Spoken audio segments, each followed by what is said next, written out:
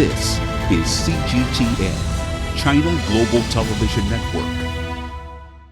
In 2018, China and El Salvador established diplomatic relations, and he uses three key words to sum up the bilateral ties.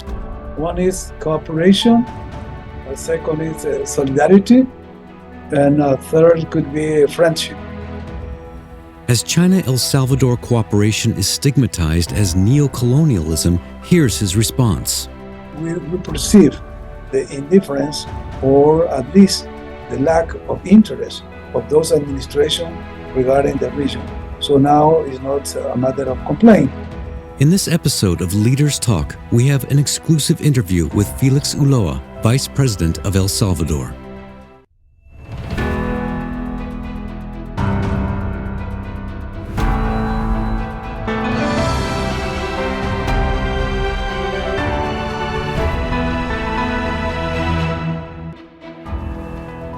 Hello and welcome to Leaders Talk, where we meet leaders, thinkers, and trailblazers. I'm Wang Guan in Beijing.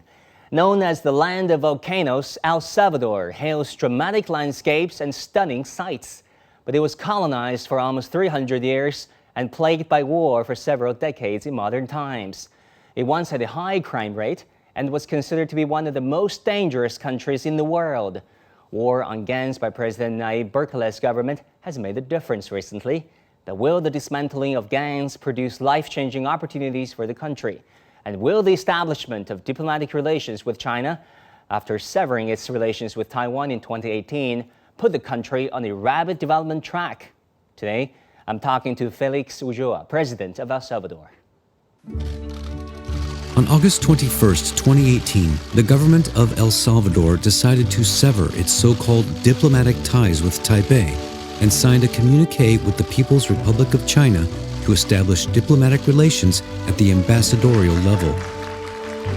As the communique said, the government of the Republic of El Salvador recognizes that there is but one China in the world, that the government of the People's Republic of China is the sole legal government representing the whole of China, and that Taiwan is an inalienable part of China's territory.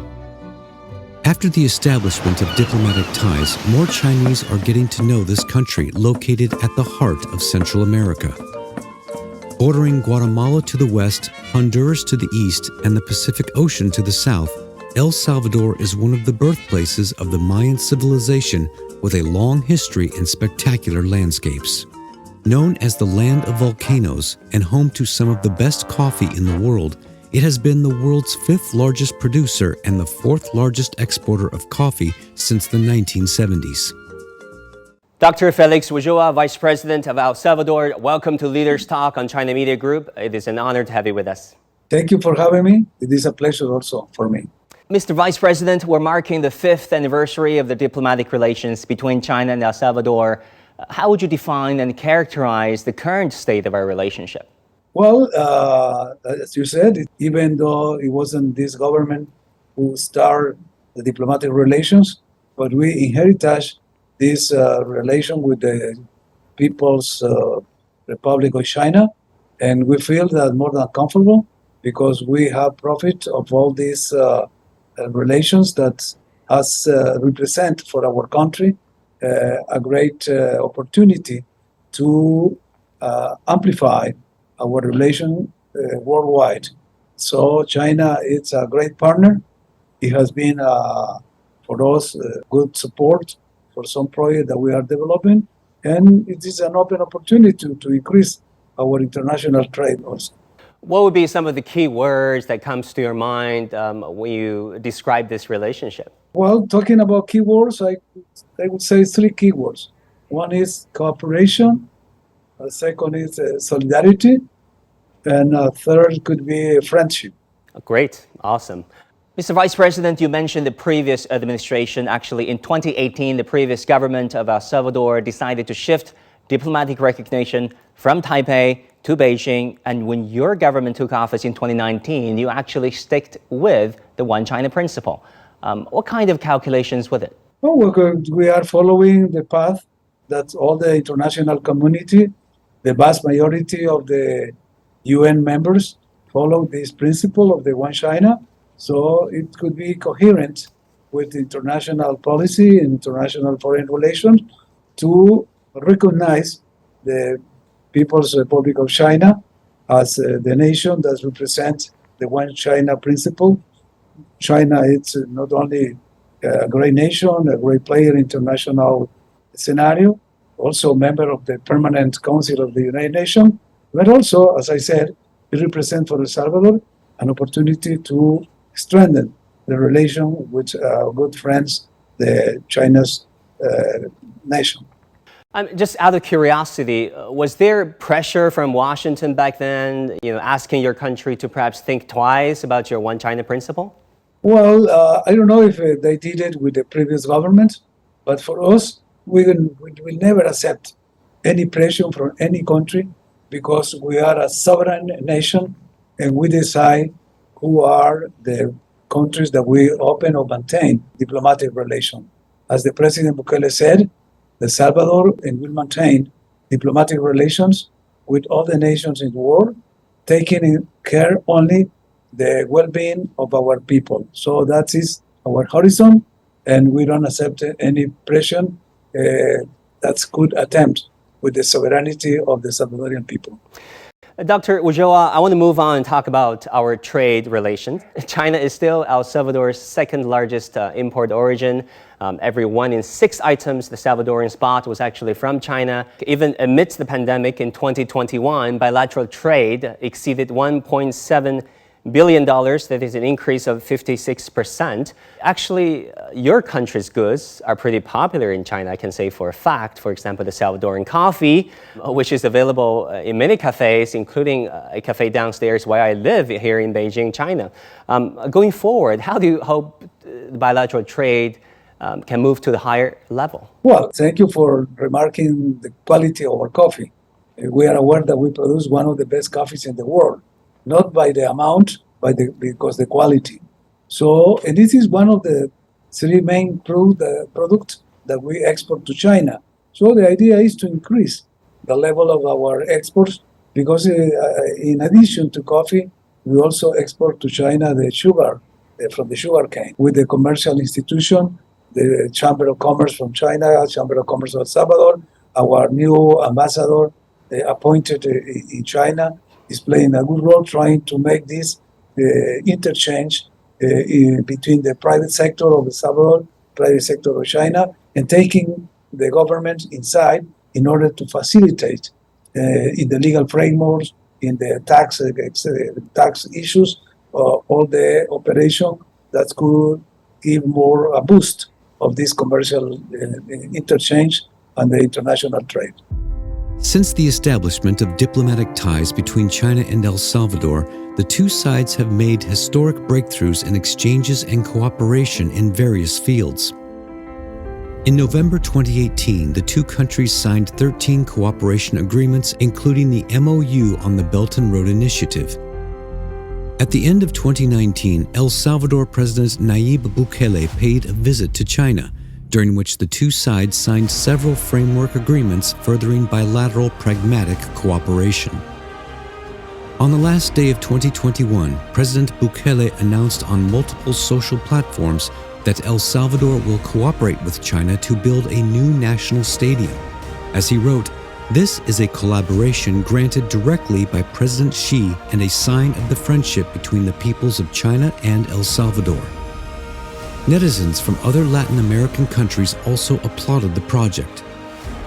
Salvadoran brothers and sisters, you are not so small anymore. You are now giants in development and in many more things. A big hug from Colombia. This is an example to follow for the rest of Latin America in terms of the modern way of doing politics. Blessings and greetings from Costa Rica.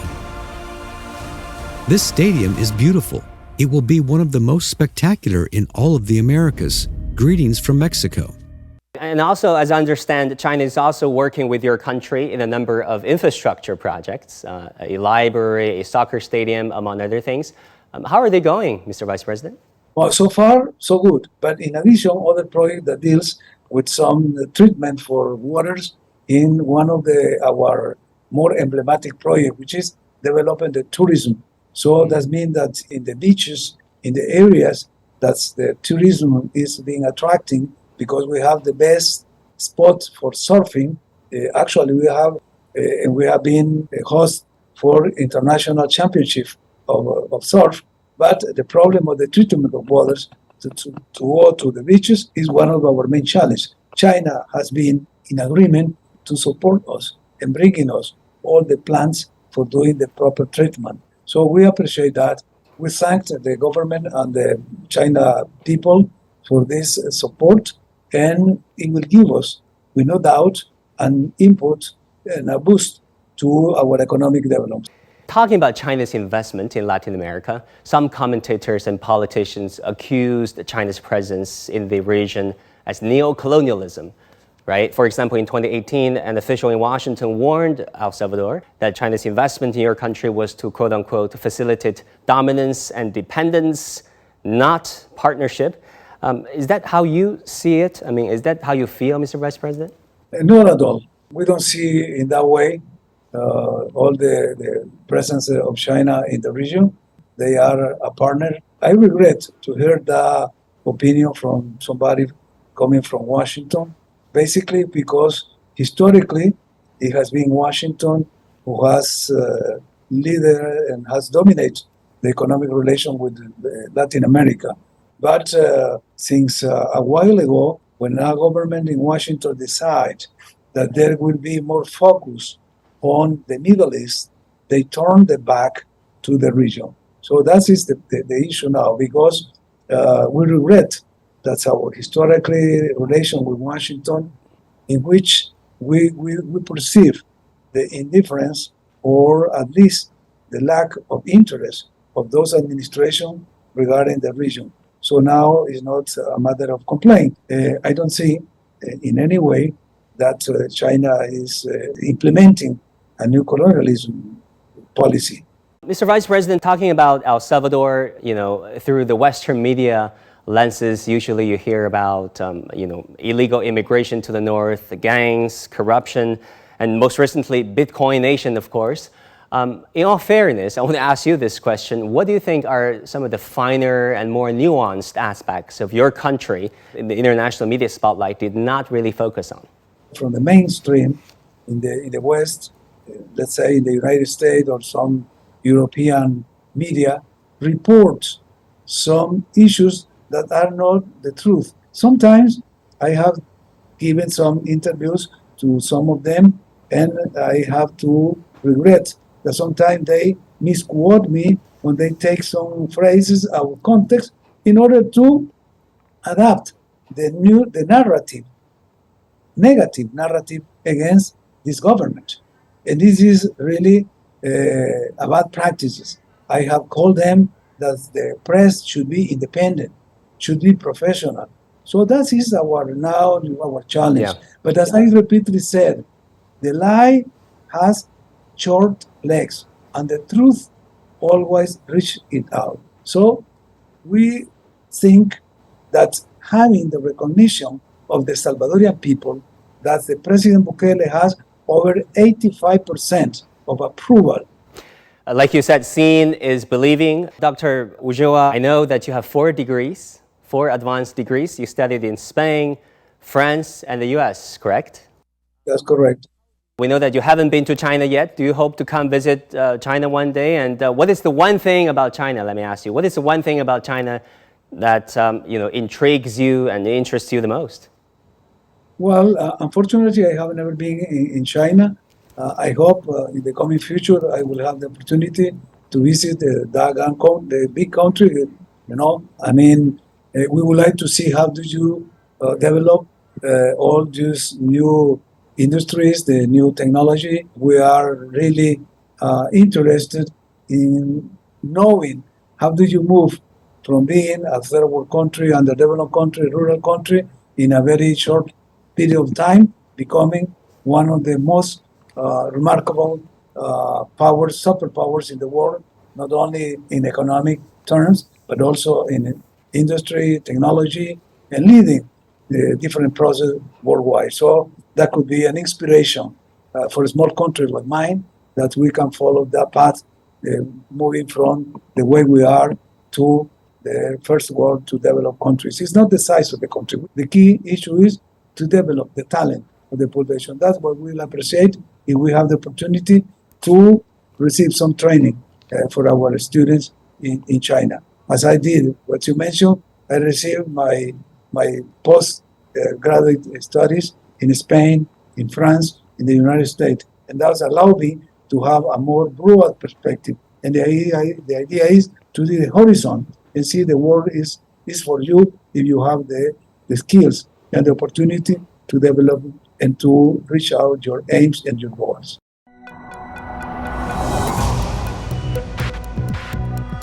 Each day, there are millions of stories. Each one can open new perspectives, new possibilities. Wherever you look, we are there to see, discover, explore. We put the pieces together to find what really matters to you, all around the world, all around the clock. Our reporters are at home across the globe. From our headquarters in Beijing and production centers in Washington, Nairobi, and London, China Global Television Network. Stories from across the globe, reaching people across the globe. CGTN. See the difference. I see a country on the move. There's my opportunity. Is it good to change so fast? Yes, but it's a challenge. We have one foot in the future. But we never forget our past. We need to talk to one another. And listen. More than 1 billion voices telling their stories. Rediscovering China, only on CGTN. Images may appear to be identical, but looks can be deceiving. The difference is not always obvious. It has to be discovered. There are always different sides to a story. We put the focus on the details. To see more, to understand better. CGTN. See the difference.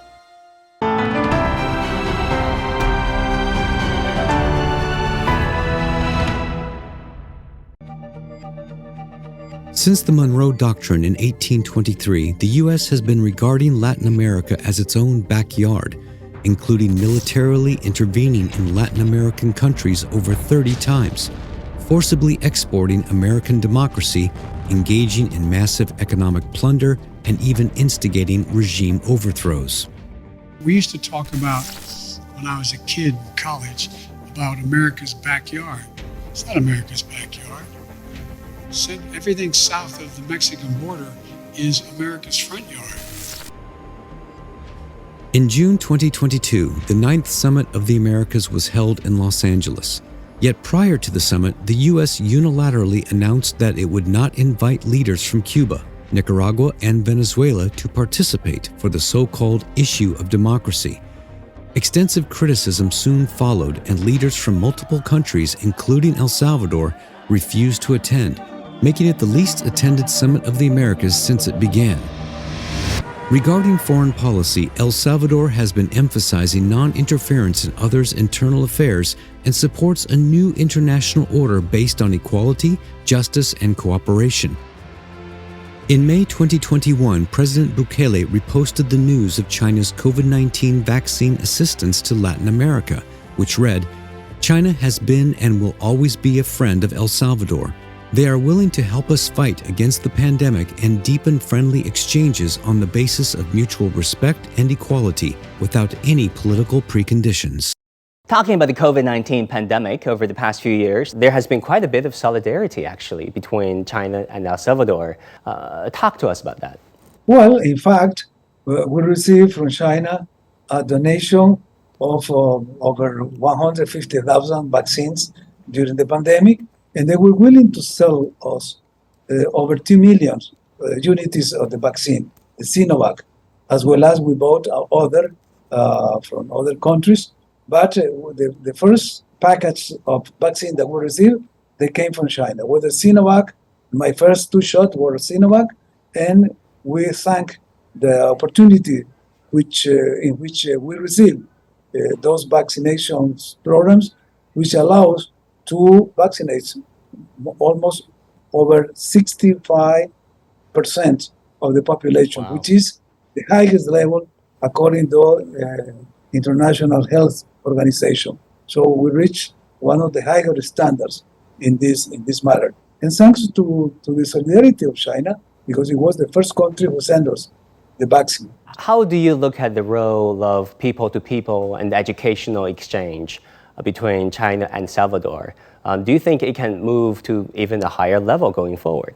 We will love that. I mean, this is something that we truly appreciate if we receive from China the opportunity to train our professionals, for post-grad studies, or even to receive young people, undergraduate students in some Chinese universities that will allow us to learn from you.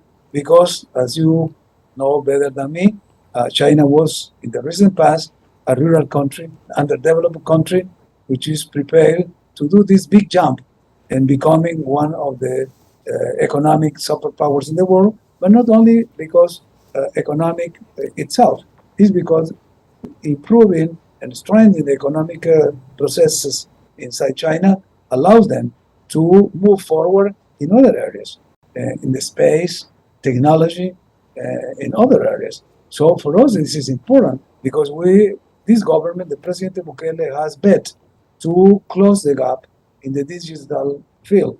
So this is one of the challenges that the current El Salvador de hoy, as we said in Spanish, El Salvador de hoy, we're trying to give this jump to the digital area. And we are preparing not only in the institutional level, doing some amendments to the legal framework in order to allow issues like the electronic signature, the electronic bill, moving to the e-government, but also preparing all our new generations. El Salvador probably is the only country in the region who is given laptops, tablets, and all these type of devices to the students and teachers for the public sector. All the public schools, from primary school to high schools, are receiving tablets and laptops. And we are moving also to the pre-scholar level in the coming future, and other special schools for disabled people. So what does mean? That means that we are educating our students, the new generation, with the new tools, with software like Google Classroom and others that will allow them in the coming future to be part of this new world. Because we are fully aware that we are into the fourth industrial revolution, and the digital era is demanding.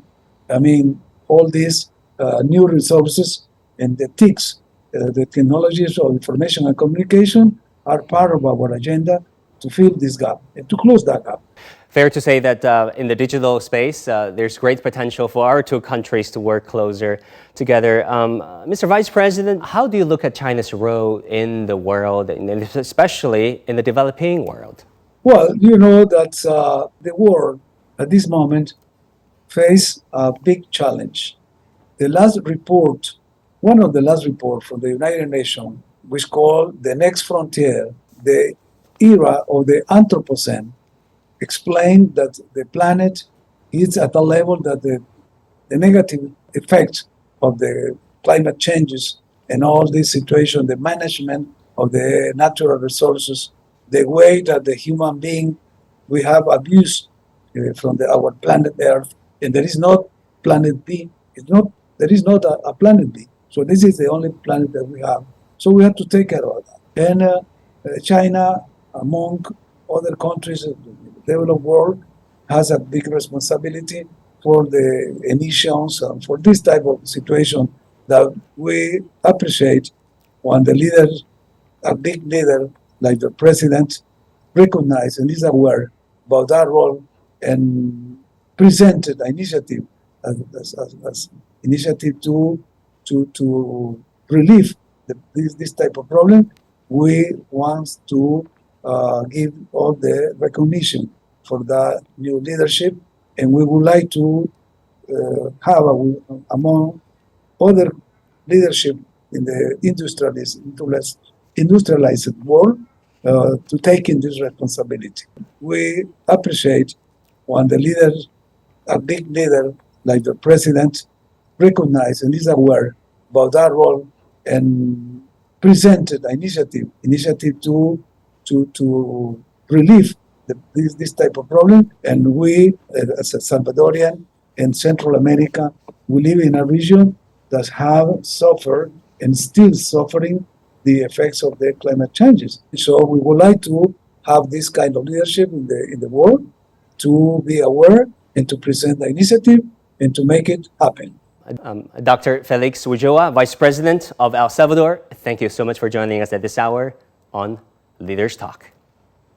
Thank you for the opportunity and my best wishes for you.